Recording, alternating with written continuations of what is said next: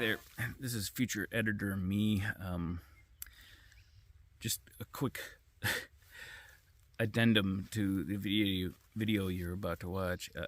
In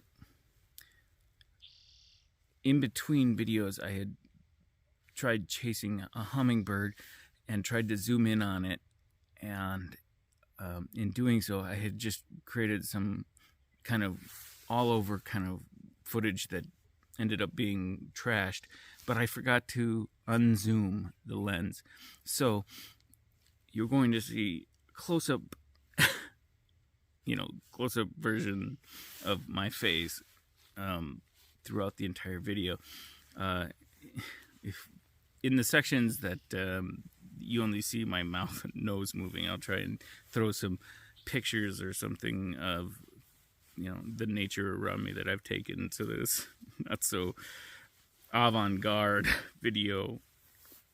Okay, thanks for watching. Hi, so Benjamin Thor here. Here is the recap of the last few days. I'm now Monday morning. I started on a Monday morning. I am back to a Monday morning. So since I was in the tiny home, it was a quick hike down to a little, I guess, camping ground. But, yeah, it had picnic tables. It was a camping ground. We'll call it that. It was a nice place to stay. And I actually, PCT hikers, I think, are kind of like raindrops in a way. Some will fall.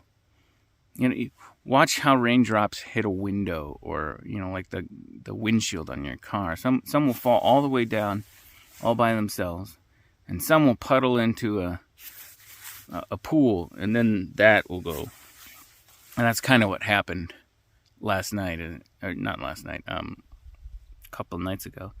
A bunch of us, I want to say 7 of us, just kind of pooled into that campground, and it was nice. I mean, none of us truly had any idea what the other was about, but we all had the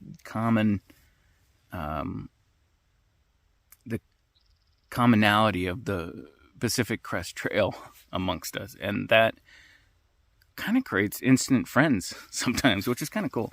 I don't know if I'm going to see them again. It'd be nice. Maybe along down the trail. The next day, I happened to have my resupply. So my wonderful wife picked me up. It was only it was an hour and 45-minute drive. We got to go through Julian. We had the pie there. I recommend Julian, any of the pie shops, but I think we were at the Julian Pie and something. I should look that up, and maybe I'll edit it in later where it was, in a little caption. But very good. Oh man, the onion rings. Oh, and the mushrooms, battered mushrooms that were like the size of a fist. Well, 2 of them were size of a fist, my fist. So they were so good. After being on the trail, having cooked food like that was, it's just always going to be a treat. It was really good. And we had boysenberry and apple pie with ice cream, and it was delicious. And then I got home from my resupply, and I was able to, wash all my clothes and sleep in my own bed for a night. Rest, recuperate, repack. I offloaded some things that I thought I needed. Initially, I got rid of my knee brace. I didn't need that. I got rid of the chair and the air mattress because I'm never going to need those things. I originally brought an air mattress because I thought I might need to go to ground occasionally, but because I have these poles that are that allow me to put a hammock up anywhere, literally anywhere now, except deep sand. Deep blue sand, not that, because I can put them up anywhere, put a hammock up nearly anywhere. I don't need that air mattress. The only thing I was using it for was the camp chair. And really, I'm just as happy sitting in the dirt as I am sitting in a camp chair. So I got rid of that. I'm sure some people will be curious as to, what base weight and food weight and water weight I end up hiking with. I guess I can throw that in here. Right now, I think the base weight is sitting somewhere around 18 or 19 pounds, which is actually a little heavy. I carry big spikes and a hammer. That's why I got the nickname Thor, because I have a hammer. I should show you that. So, that's my hammer. It's my Thor hammer. It's my Mjolnir. Mew Mew. Ugh, these little braids are coming out. I'm trying to stick them back on. There we go. Yeah. So these huge spikes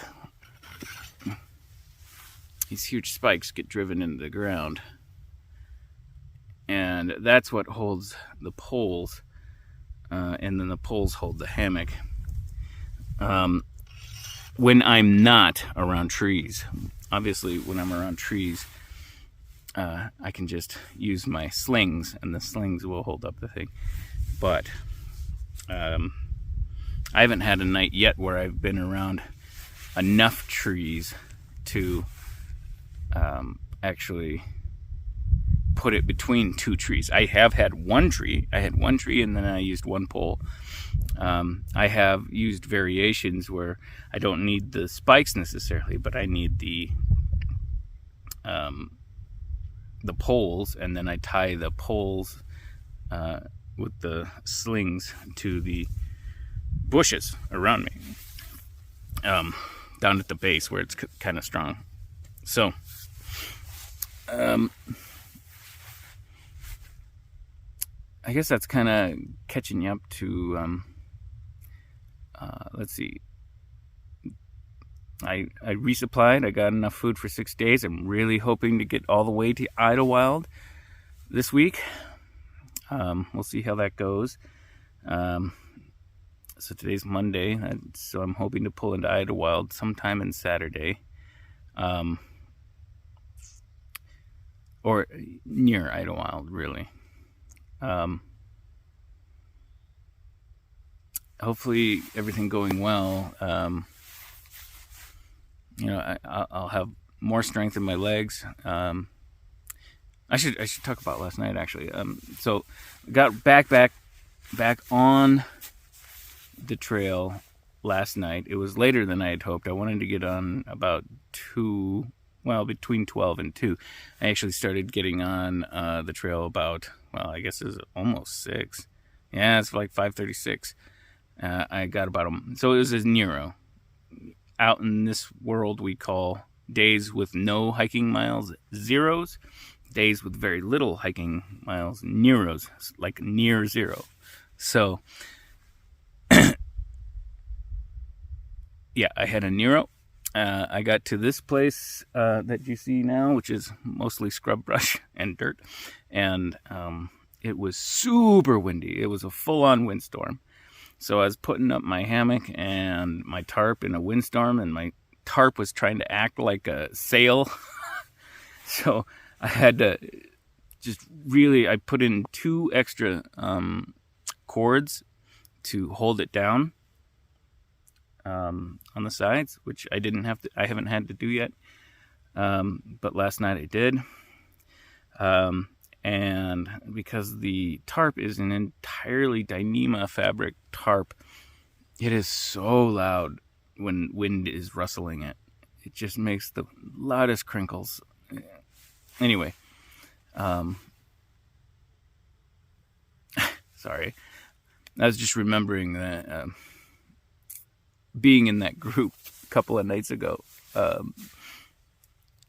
some air mattresses are made out of similar fabrics, and they make that same crinkle every time you roll. And I was right in between 2 tents that had just 2 crinkle factories going on. They were rolling around all night, and it was making that same crinkle sound. Anyway, I understand now why people bring earplugs and sleep with earplugs camping. I always thought, no, I want to hear the nature. I don't need the earplugs. But holy crap, when you're in a group or your tarp is making a crinkly sound that is loud as all get out, yeah, you need earplugs. I was trying to stuff this thing into my ears. I was like trying to find some little spot that I could stuff into my ears somehow. Just desperate for any kind of quiet.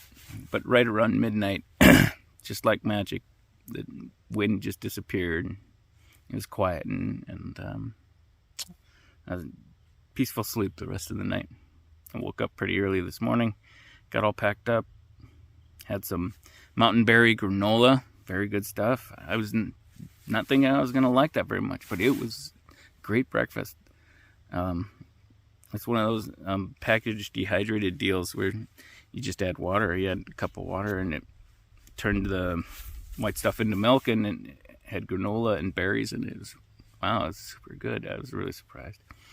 Anyway, that's all the way up to this morning. Let's see if anything major happens, I'll do another one sooner, but if nothing else, I'll do one near Idlewild before the next resupply. So that'll be a couple 5 days from now. Anyway, thanks for watching, guys. Thanks for following along. Like and subscribe. Subscribe. Like and subscribe. All right. Bye.